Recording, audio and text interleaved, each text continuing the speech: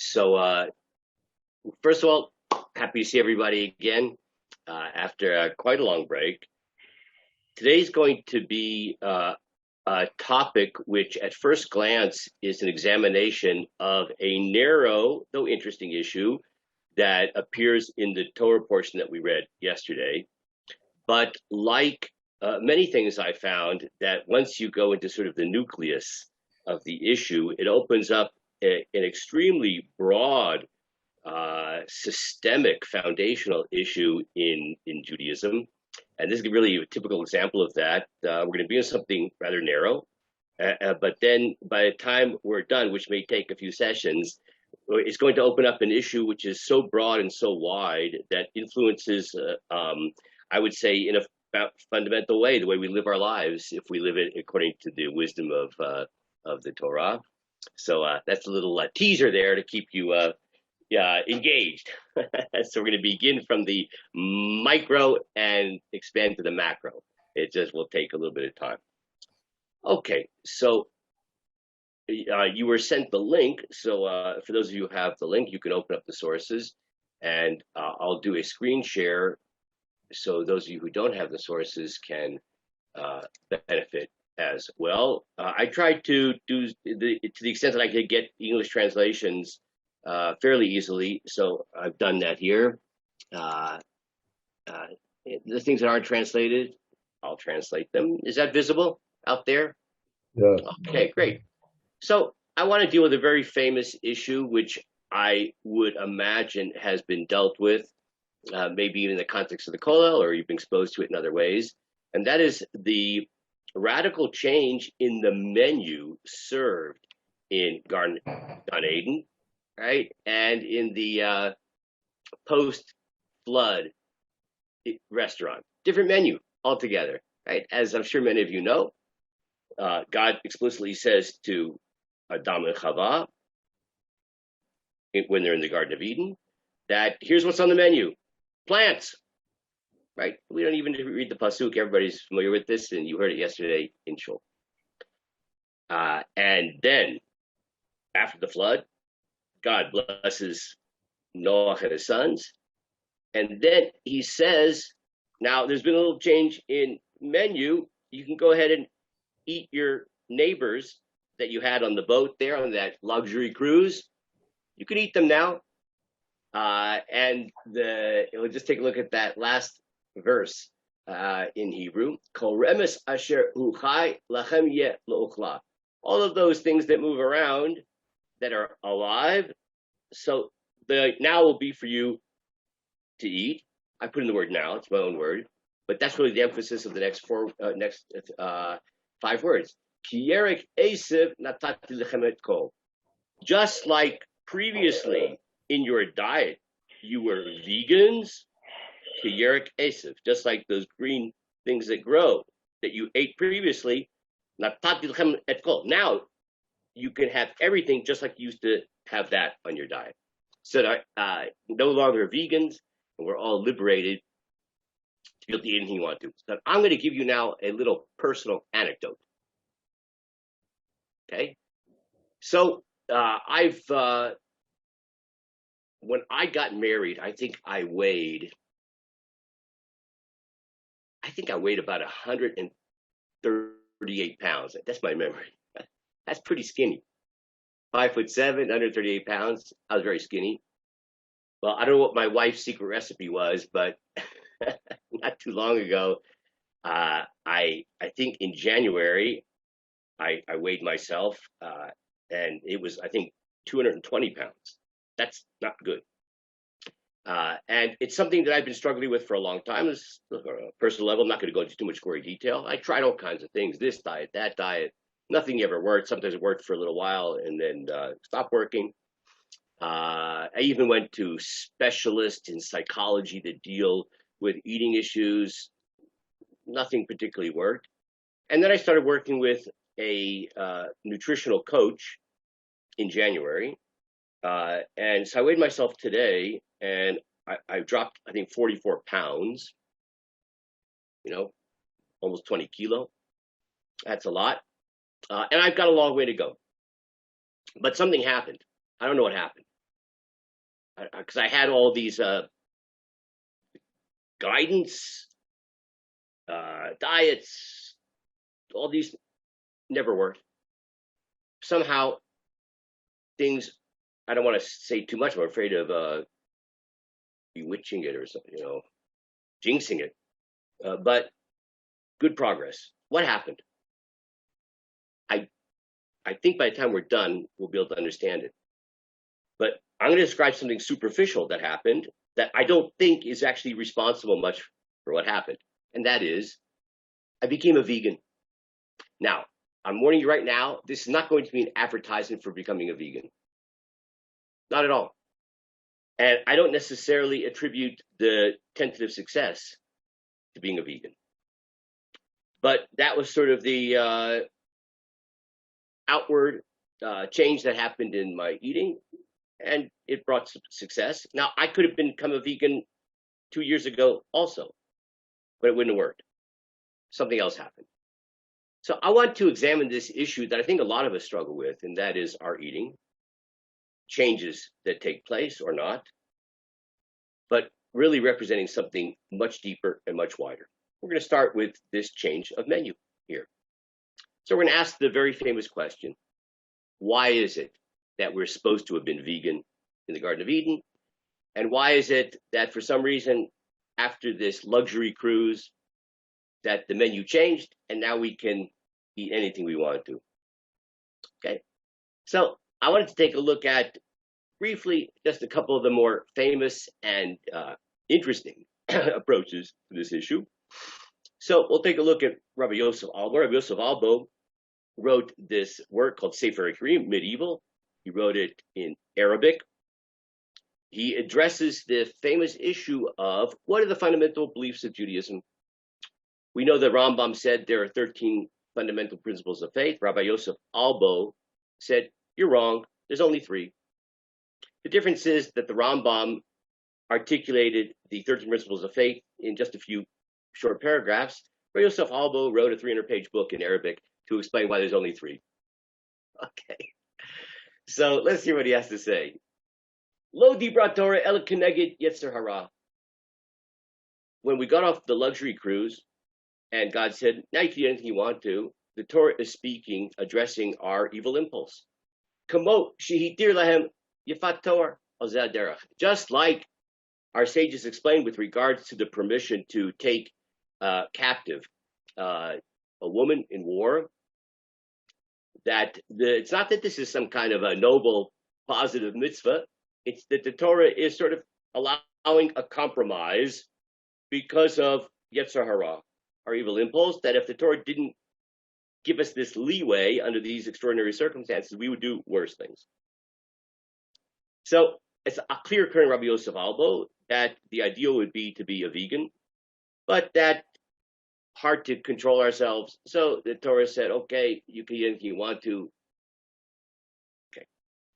Milvad ma sheyesh b'harigata b'alei chaim achzariyut chem'a v'shetef af. And then he goes on to say, that when you eat animals, there's something you have to do first, and that's kill them. And killing of the animals is an expression of cruelty. And then he goes on to say, it actually, unfortunately, he says, cultivates a kind of bad character trait into the person to spill blood for no reason. Could be a vegan. He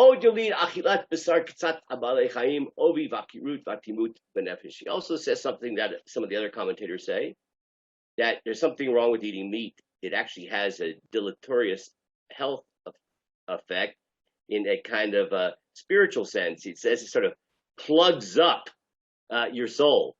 I don't mean if he's referring to cholesterol or something more spiritual or both, but that's what he claims. It does something bad when you eat meat to your system, spiritual and perhaps physical as well. So, if you don't cook it properly. Sorry, I couldn't hear. Yeah, I'm saying there are diseases for sure if they're not cooked properly. Yeah, so he doesn't refer to. It's hard to know what he means. He just says it's a kind of a thickness and a kind of a blockage. So it's hard to know exactly what he means. and he also says banefesh, in the soul. So does that mean something purely spiritual? Does it mean something that's physical, or both? It's a little hard to know what he means. But one thing is very clear: Rabbi Yosef Albo, being a vegan, which was the diet in Gan Eden, is the ideal, and the permission to eat meat is a compromise, with all the painful implications of that compromise. Okay, fine. Now we get to the Malbim. The Malbim has three different explanations. And here it gets, especially his last one, really fascinating. He starts out by saying the following. Just skip the introductory words where he just quotes the pasuk. Ki bimei adam hayu gufot bnei adam chazakim v'perot lo nishchatu adayin v'hayu mechalkalim et bnei adam k'mo basar. He says the following. In Gan Eden, we were super men, really super healthy. And the fruits and vegetables in Gan Eden were like the beautiful etrog behind Arthur right now, just so beautiful and powerful and strong that you could just eat etrogim and you would be sustained in peak health because of the supercharged nutritional value of the fruits and vegetables in Gan Eden, just like meat does for us now. That's what he says. What happened? There was the flood. The degradation physically that resulted upon the advent of the flood, it destroyed the nutritional power of vegetation. Everything is lousy now. You have white bread robbed of all its nutritional value. And so therefore it does not supply the necessary nutrients to keep us strong and healthy, particularly since, as he goes on to say, we're now going to be scattered all over the earth. Life is not going to be simple anymore, much more arduous. And therefore we need to keep up our strength in a peak level. But that's not going to be supplied anymore by eating etrogim, because the nutritional value has been degraded after the flood. Right? There's going to be climatic changes that are going to be challenging, global warming. So there's a simple explanation why now we eat meat. We need it to strengthen our bodies. We just simply cannot be sustained on the nutritional value of plants and vegetables, fruit and vegetables that grow in the Garden of Eden. That's his first explanation. He has a second explanation, which is a little hard to understand. He says, He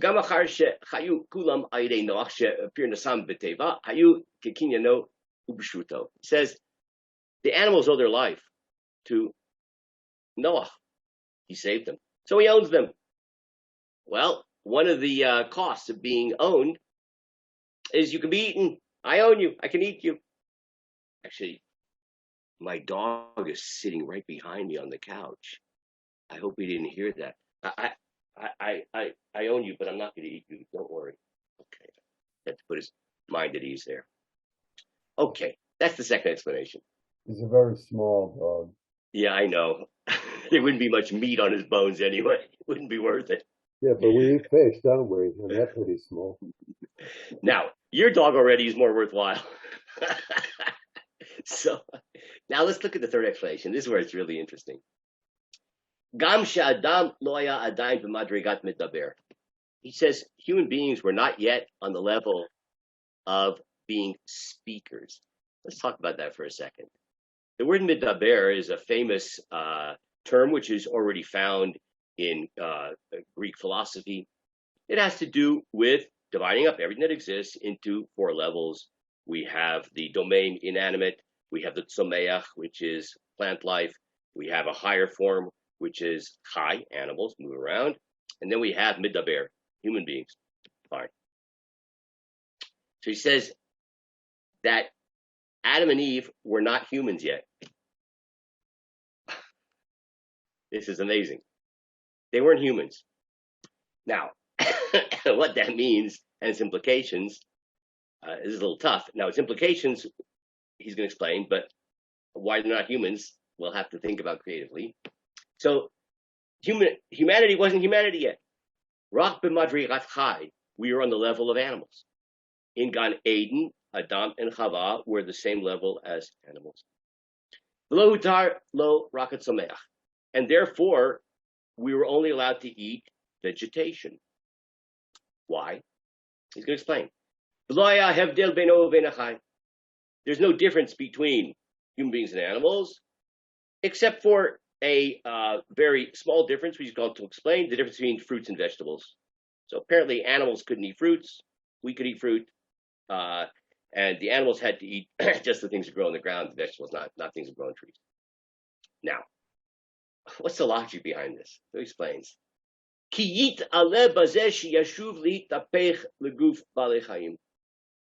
Oh, I'm sorry. I skipped a line.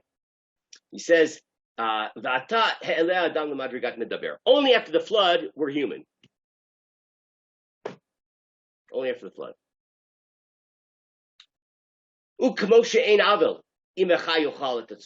Just like there's no moral crime when an animal eats a blade of grass. Why is there no moral crime? It's because the blade of grass actually is now elevated through the process of being eaten. The blade of grass is incorporated into the body of the animal. It just went up a category. There's no moral crime there, on the contrary. Good. And he goes on to say, similarly, when we eat a cow, now the cow goes up a level. It goes from being an animal to human, because the flesh of the cow, its proteins, become part of our proteins, our muscles. He quotes the Torah,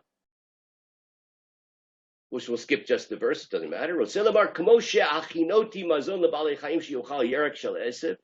Just like I've allowed animals to eat grass to allow for that elevation, so too now you can eat animals so they can experience that elevation.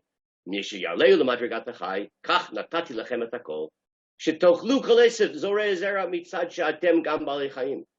can eat vegetables and fruit because you also have that aspect of being part of the animal world. Now, when you eat animals, because now you're even potentially, if you weren't on the level of a human being, you're just an animal, right? So then there's a problem. You're only the level of an animal too, okay? So since everything is being eaten in order to become elevated to the next higher level, if you were to eat animal before you're a human, there's no purpose in that, because the animal is not elevated to the level of human. You could even say there's a certain aspect of immorality. What justification do you have for consuming someone who's on the same level as you? Cow. So it explains the Malbim. So I just want to think about this for a second. So we have these four categories of our existence. The food chain. And as you consume things on the food chain, if you're at a higher level, that justifies consuming that which is on a lower level, because it elevates that thing was on a lower level to a higher level. I just want to point out that everybody knows the expression, you are what you eat. But this is saying something a little different. You are what eats you. You are what eats you, because you become incorporated into the thing that eats you. So that can only be justified if the thing that you're eating experiences that elevation. And since we were not human in the Garden of Eden, there's no justification for eating animals. But since we now become human after the flood, so now we're justified in eating animals. According to this exact opposite of what Rabbi Yosef Halbo said, according to this, there's a merit in eating animals. The animal actually says, Yasher Koach. When you make a mongol and you eat a steak, the cow says, Yasher Koch, I am so happy that I've now experienced this elevation. Wow. I just want to just think about a detail the Malbim doesn't explain, and that is that we weren't human in Gan Eden. We're only human after the flood. So would anybody like to, I'm just curious, I'd like to try their hand at that. How could he suggest that we were on the level of animals in Gan Eden and only become midaber, human, after the flood? Any thoughts? I'm not sure what the answer is. I don't know. Well, God wanted to pair Adam. Okay, there's a medrash that God wanted to match Adam, all the other animals. So obviously they were in the same level. Nice, nice. So actually, I didn't see who said that here. So whoever it was, I'm sorry, I can't see who just spoke now. Yeah. So very nice. What you're showing is another tradition which reflects the same assumption, right? That the notion that God had as they say in Shiva, Havamina. God thought like, hey, Adam with a giraffe, perfect shidduch, except she's a little tall. So the fact that the Midrash could make such a assertion shows that they're on the same level. So I like that because it's another reflection of the idea. But what it doesn't do is explain why Noach? Yeah, why the change? Why is it that in right? So I like the additional proof for that idea, but I don't understand the theory behind it. Any thoughts on that? Yeah, Danny. No, I was going to say I can only, it's very nice bringing a pretty way out midrash, but the text seems to suggest exactly the opposite, which is, Hashem says to Adam, "You will give the names to the animals." Meaning, I'm sorry, say it again. Hashem says to Adam, "You will give names you will call the animals by their names." Yeah. So that would, the text itself, the pshat is exactly to the contrary. Yeah, that's a good question. The notion of naming represents a kind of mastery, a kind of superiority. Yeah. So that's the text itself seems to be the opposite direction.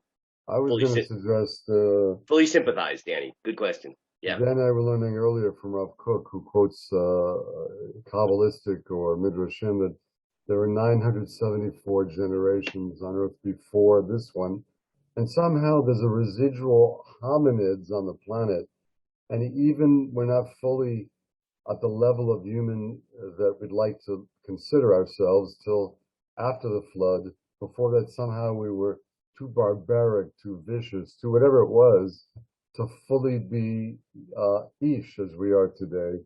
Not that we're so different from those days, but perhaps we are. And so the prior examples of mankind were not so different from animals. Wait a second. So are you saying that basically we're blind to kind of a sense of a theory of evolution? Well, a civilizational evolution of, I don't know if it's genetic per se, but Neanderthal, whatever other hominids were there, are not fully the way we want to view humanity. Okay, and Adam and Chava were like these Neanderthals or whatever. Well, they were somehow not fully there. I mean, that's what I witnessed it, but this. I hear it.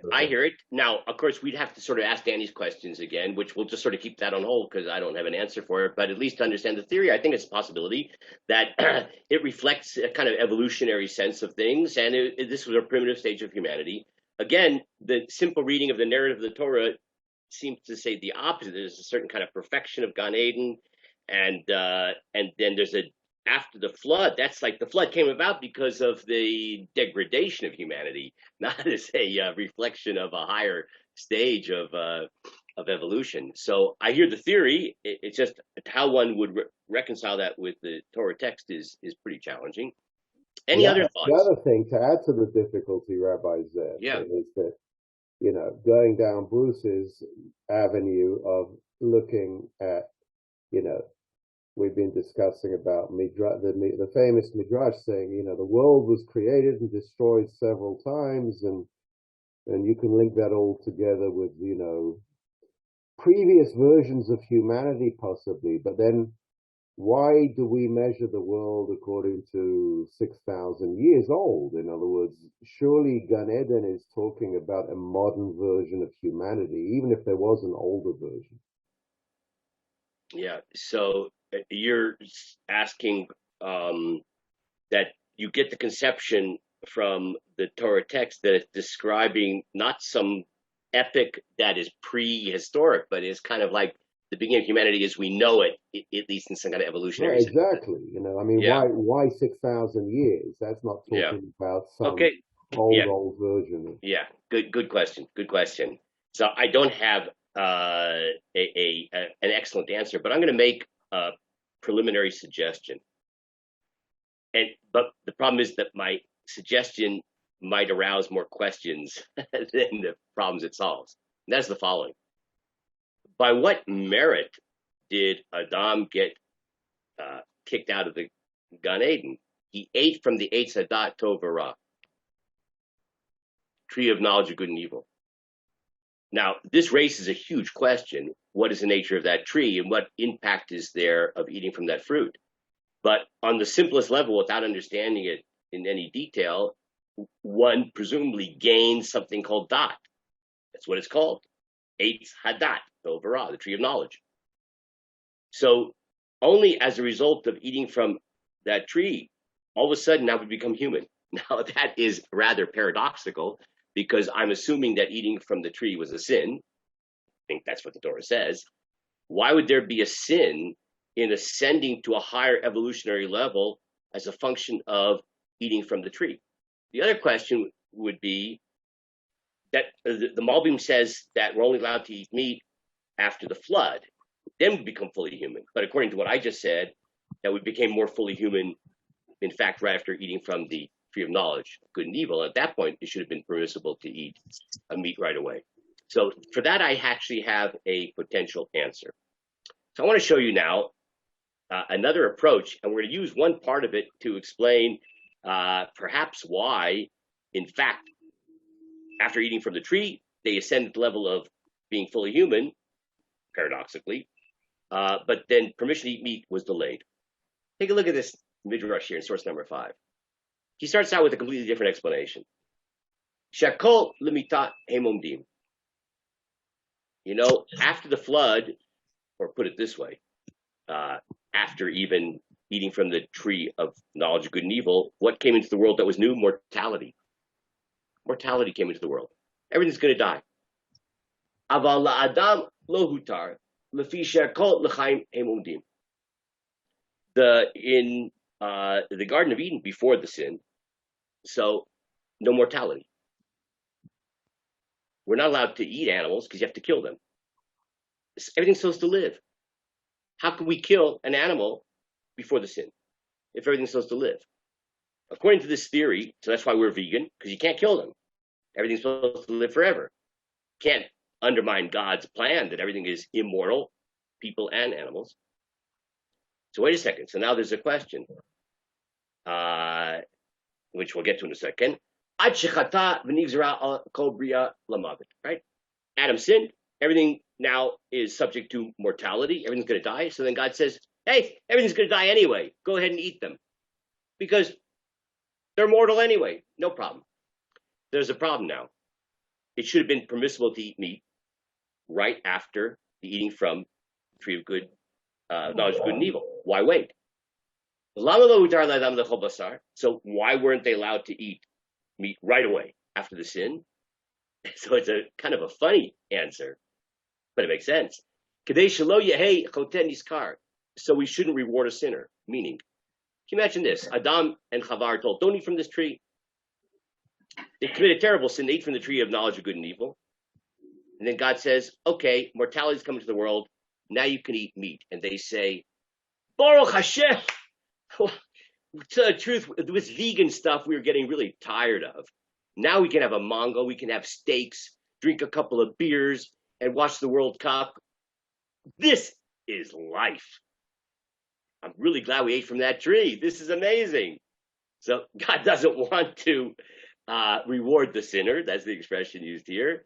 So God had to delay the permission to eat so that Adam and Chava and those first initial generations shouldn't say, oh, it's really good we ate from the tree of knowledge of good and evil because look at all this good barbecue we get to eat now. So that's what this Medrash says. We could use perhaps that last idea to explain why it is that somehow eating from the tree of knowledge of good and evil, man ascended to being fully human as a result of eating from it. Now, get the philosophical problems with that in terms of through sin there would be an elevation. Why weren't allowed to eat from it at the outset? Put those aside for now. But we can be fully human, which is already in the Garden of Eden. Answer: in order not to reward the sinner. The same answer that the Medrash gave, based upon a different theory. Okay, I hope I didn't confuse you overly much with but that. maybe there was no sin when they're leaving the garden. It's just they gain self-awareness. You know, I have little grandkids and they can't play with my computer, but when they do it and I catch them, I say, you know what? Let's send them off to college. They're very smart. Now, did they sin? They didn't do what I told them. Am I punishing them? No. I'm almost the natural response for them now becoming self-aware is let's educate them better. They don't need to stay in the kindergarten anymore, even though I wanted them to. But. It doesn't say that man got punished. Nowhere does it say that Adam was punished. It said that nowhere does it say. It said the snake was punished, the earth was punished. It doesn't say that Adam was punished. It doesn't say that who wasn't punished? Adam. It doesn't. It doesn't say it does. That the whole idea that he's going to have to now. But that's not a punishment. That's a result. It's not a punishment. It's like a. Okay, so that's a kind of a semantic thing you just did there, because the Torah presents it as if it's in the line of punishments, right? That there's a famous medrash that says that there are 3 defendants in the trial, and 4 were punished, because the Torah seems to lay out the punishments altogether. Who are the defendants? Adam, Eve, snake, and 4 were punished because the Torah describes a degradation of Adam, Eve, snake, and earth. Right, so that's the medrash. I was just pointing out that you could understand it just to how you frame it. I understand what you're saying, right? You could say it's a punishment. You could say it's a natural result. But I think that's a semantic difference rather than a substantial difference. Either way, the result of the sin was an elevation of intellect together with a kind of result or punishment that life is going to be a little more complex from now on. But I understand your point, Bruce, and I think it's maybe a very deep insight into the sort of paradox of life. As we become more sophisticated and more self-aware, it doesn't make life easier. It can make life more complicated. But what are we supposed to do? Retreat to being in kindergarten? And so there's a kind of a paradox here, and perhaps we really can't understand fully how God sort of guides evolution, that there's things which in a certain sense are unfortunate, but they are kind of productive in a different sense. And it's just one of the mysteries of how things work. Now, I want to begin with so everything I did till now, I have a feeling some of you have had shiurim on this before, perhaps all of you, and these are famous ideas we just did. Now I want to touch on another famous issue, but opens up a big issue, which we'll continue next week. And that is Rav Kook's famous essay on vegetarianism and peace. Okay. So let's take a look at just 2 little lines. It's a long piece. He says the following. We'll just read this in English. The lack of morality among all humanity consists in failing to heed the good and noble instinct not to take any life, any form of life, for one's needs or physical gratification. Rav Kook says that we have what should be a good and natural instinct to not kill. Inherent. But unfortunately, human beings are so morally callous at this point that we have no compunctions. We eat steak and we don't shed a tear. Except for Danny. I know that Danny, when he makes a mango, he does shed a tear. But most of us don't. Couldn't you say that God made us, he created us as carnivores? He could have made us herbivores. Yeah, so you clearly, Rav Kook disagrees, right? You can say anything you want to. I'm just trying to understand Rav Kook right now. He thinks that we actually have a natural instinct as human beings to not kill, to recognize the kind of intrinsic immorality of taking life. Now, let's look at another sentence. These are just two different sentences. It is impossible to imagine that the master of all, that's God, master of all that transpires, who has mercy upon all his creatures, including animals, would establish an eternal decree. That is, you can eat meat now after this luxury cruise. Now you can eat meat. Such as this in the creation that he pronounced exceedingly good. God made a wonderful world. Rav Kook says, I can't imagine that the permission to eat meat is now something which is in perpetuity. It's forever now. Go ahead, eat meat. It's fine. That it should be impossible for the human race to exist without violating its own moral instincts by shedding blood, be it even the blood of animals. Rav Kook says, I can't imagine that God, who created this beautiful world and then said after the flood, go ahead and eat meat. It cannot possibly be that that's the standard which now should guide our behavior moving forward. It's impossible. It must be some temporary aberration, because the ideal would be to listen to our noble instinct, which should be repulsed by the notion of taking any life, even if it's an animal life. So far, so good. Now, Rav Kook's notion towards shedding a tear over eating a steak is not limited to eating steak. And I'm sure many of you are aware of a super famous comment he makes in a similar direction, and that is attitudes towards animal sacrifices. So Rav Kook is trying to explain in his commentary in the Siddur a verse which says the following. Malachi says concerning the Messianic future, and then in the Messianic future, the grain offerings of Yehuda and Yerushalayim shall be pleasant to the Lord, just as in the days of old in former years. It's going to come a time when these grain offerings, the Hebrew, Minchat Yehuda Yerushalayim, Rav Kook interprets the word mincha as a grain offering, which often it does mean that. It can also just mean an offering, by the way, but he interprets it in a strict sense, grain offerings, that they'll be sweet to God, arva, sweet to God, just like in the old days. Now, what does that mean, just in the old days? So let's take a look at Rav Kook's comment here. It says the following. Animals, which are sacrificed as sacrifices on the altar, experience an elevation as an offering to the Lord. Since they do not possess sophisticated intellect, they experience elevation only by being acted upon. When we offer up animal sacrifices, the animal itself experiences an elevation by being acted on, by being offered up on the altar. It goes up to God. So why does this happen? So he says it happens because they don't have sophisticated intellect. So they have to be acted on. They can't elevate themselves. That is unlike a human that becomes elevated through the use of intellect. So we go to the Efrat English Kollel. Through the use of our intellect, we elevate ourselves spiritually. We don't need to be offered as sacrifices on an altar to be elevated spiritually. We do it through our own intellect. But in the future, the abundance of intellect will spread to and penetrate even animals. In the future, animals are going to have dot. And therefore, what will happen? Animals will learn in the Efrat English Kollel. You will have a chavruta with a giraffe. You'll learn daf yomi with a giraffe. And both of you will experience an elevation through the use of your own dot. Well, what's going to be with sacrifices back then when that happens?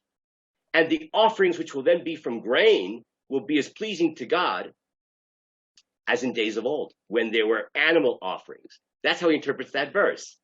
That in the Messianic future, there will be sweet to the Lord the grain offerings, because there won't be animal offerings anymore, because they will become self-elevated through the exercise of their dot, which then they will possess. The only thing left to offer, which will need a little bit of help because it lacks dot, will be grass, because grass will lack dot, except for cannabis. That will have dot in the Messianic future. That's a comment on footnote on Rav Kook. Go ahead, Danny. Does this tie into his belief that when Yeshayahu talks about the wolf lying down with the lamb, there will be a physical, mental change in wildlife? I am so glad you mentioned that. So now let's take a look at that verse. By the way, Danny and I had coordinated this in advance, that question. So you Let's take a actually look. use that past it before. That was Exactly. So take a look at this. He says, Rav Kook says, I'm not, Rav Kook says, you think I'm being funny? You think I'm saying learning with a giraffe just being funny? No. Look what it says in Yeshayahu. And a wolf shall live with a lamb, and a leopard shall lie with a kid, and a calf and a lion cub, and a fatling shall lie together, and a small child shall lead them. And a cow and a bear shall graze together, children shall lie, and a lion like cattle shall eat straw. And an infant shall play over the hole of an old snake, and over the eyeball of an adder, and a weaned child shall stretch forth his hand and not get bitten. And they shall neither harm nor destroy on my holy account. Who's they? The animals. All those scary snakes and scorpions and lions and bears will neither harm nor destroy my holy mountain. Why? Why won't they be destructive and threatening? Because the land shall be full of knowledge of the Lord as water covers the sea. I'll read the Hebrew. Ki mala'at ha'aretz de'at Hashem. The animals will be transformed because all of existence will be full of de'at Hashem, the knowledge of the Lord, dot, including animals. That's the simple reading of Yeshayahu.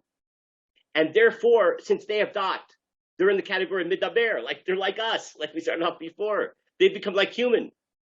So they'll become elevated like we become elevated through use of our intellect.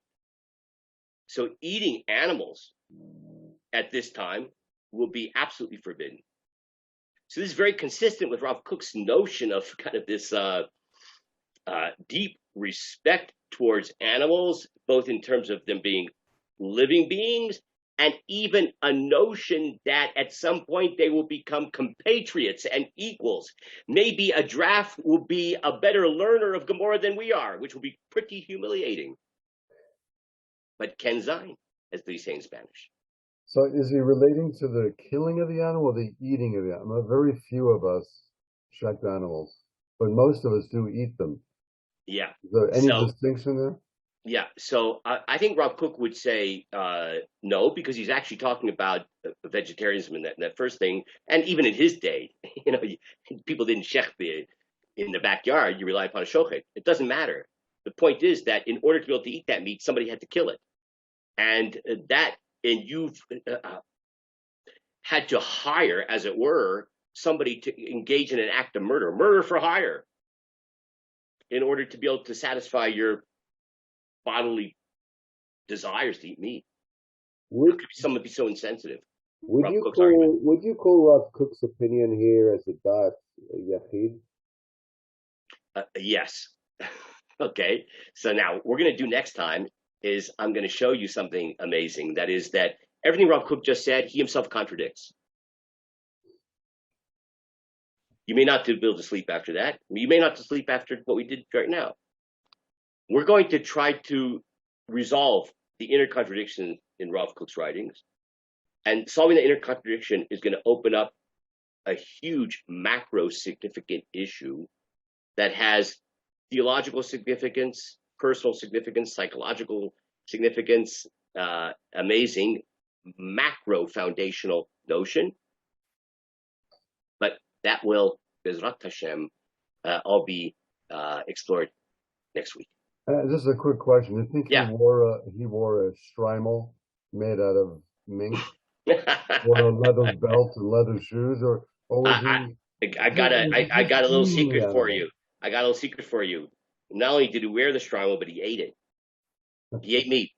Okay, so this is a little hard to understand what's going on with Rav Kook. Anyway, it was chicken. It was chicken, and it was only on Shabbat. Right? Yeah. Okay, but still, when I eat chicken, I shed a tear, and I'm sure you do too. So we'll explore those contradictions. Maybe that was what Eitz Hadat was. They got the taiva, the desire to eat meat, and our job is to have a desire but make it holy when we eat it, or like shed a tear. Yeah, so I hear what you're saying, that, okay, we have now this impulse, and part of our challenge now is to control it, channel it, etc. But that's not the impression one gets from Rav Kook's statements that we read today, where he seems to say that the very notion of eating an animal that requires killing it should be repulsive to our natural sense of morality. And that animals eventually will be like, you can have a chavrusa with a giraffe, like, especially since it's so central to Judaism with korbanot. I mean, yeah, he himself was a Kohen. Absolutely. So let's put that. We're gonna have to put that on hold for now, and we'll continue Bezrat Hashem. Thank you, Next Rabbi week. Okay, take care, everybody. That was a very meaty topic. Thank you very much. Oh, I like it. That was good. Take care. Bye bye.